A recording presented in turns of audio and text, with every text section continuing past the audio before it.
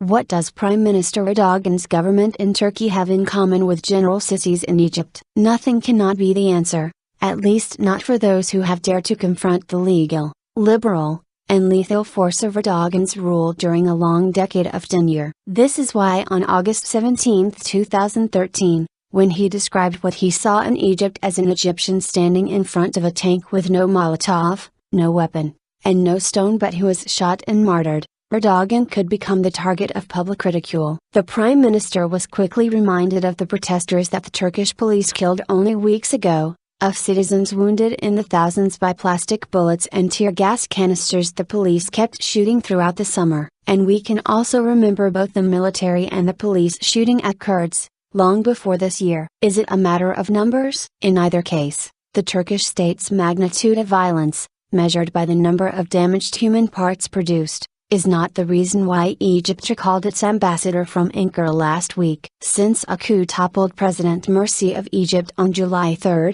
Erdogan has been bashing the international community for failing to condemn the new Egyptian government in its crackdown on political dissent. In return, Egyptian officials have predictably denounced Turkey's interference in the country's domestic affairs.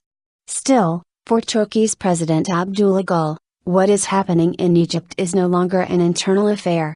This is the case, he says, because even in war, the loss of life is not at this rate.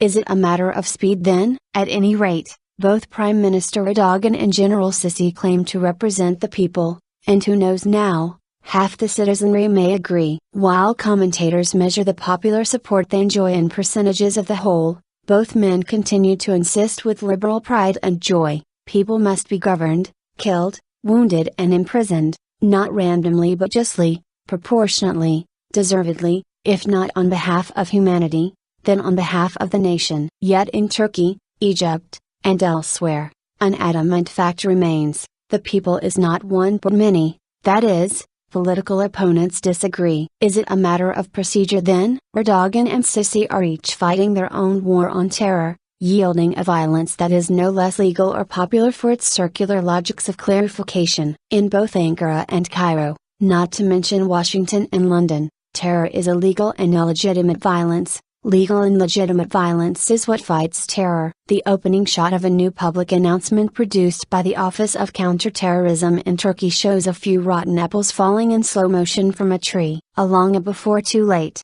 Caption lingering in italics on the screen. The solemn voice of a man begins to carefully inform the public. Our youth, who are the guarantors of our future, can start with small demonstrations of resistance that appear to be innocent, and after a short period of time, can engage without a blink in actions that may take the lives of dozens of innocent people.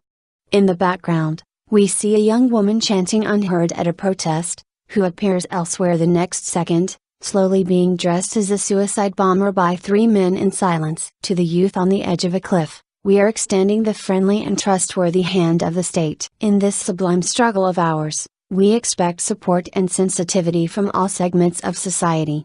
And the man's voice concludes with vigor.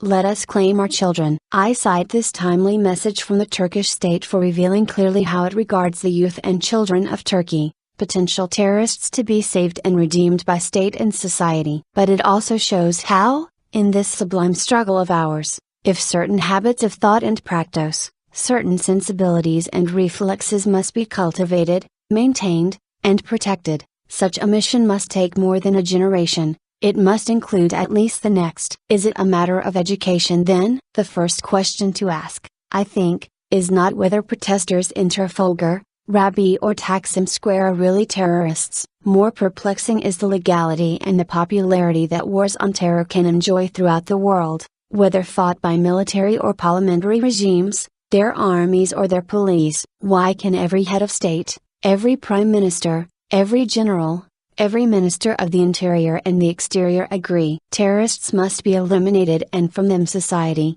even humanity, must be defended. We demand security and praise its providers. We debate its roadmaps, stakeholders, and requirements. We compare its means, budgets, and proportions. We distinguish legal and illegal, lawful and lawless, just and unjust kinds. We measure results by speed and numbers, deaths and wounds in humans. We have warfare, espionage, and surveillance. We face arrests, raids, and assassinations. We use death squads, drone spies, and prisons. We despise threats, risks, and breaches. We want peace and protection, law and order, tranquility of mind. Then we ask whether Erdogan and Sisi have anything in common. They have the army, the police, the law, some legitimacy, and a totally glorious state to govern.